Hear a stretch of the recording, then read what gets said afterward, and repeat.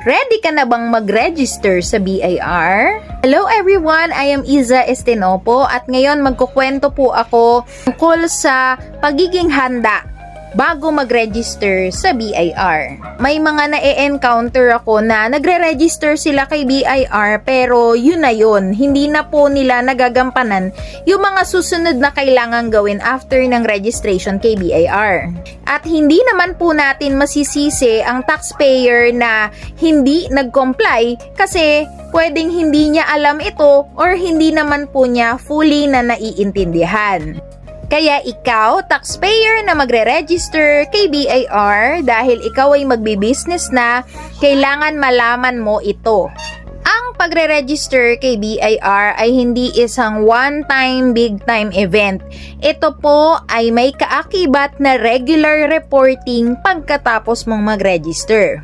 So, anong reporting yung sinasabi ko dito? Ito yung pagpapasa ng mga tax forms either monthly, quarterly, or annually. At syempre, hindi lang yan for tax forms. Syempre, may mga iba pang reporting like audited financial statements, mga alpha lists, mga other reports at iba pa. Alam nyo po ba na kahit po hindi nag-ooperate ang business ninyo, basta nakaregister siya kay BIR, kailangan mag-report pa rin po kayo ng mga tax forms na dapat nyong i-report. Kasi kung hindi nyo gagawin yun, magpe-penalty po kayo.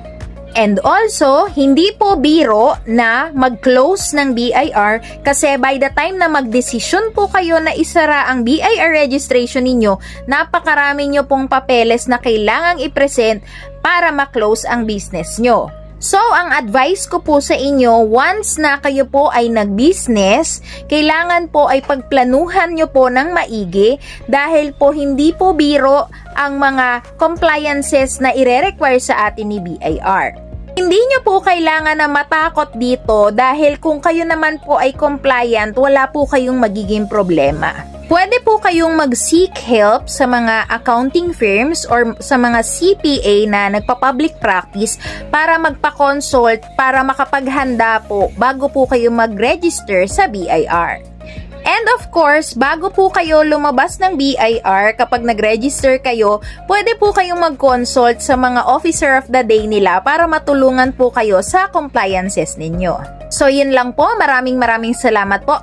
I-follow nyo po ang aking mga social media pages para po maging informed lagi kayo pagdating sa mga ganitong scenario sa ating pagbibusiness. Thank you so much po and God bless!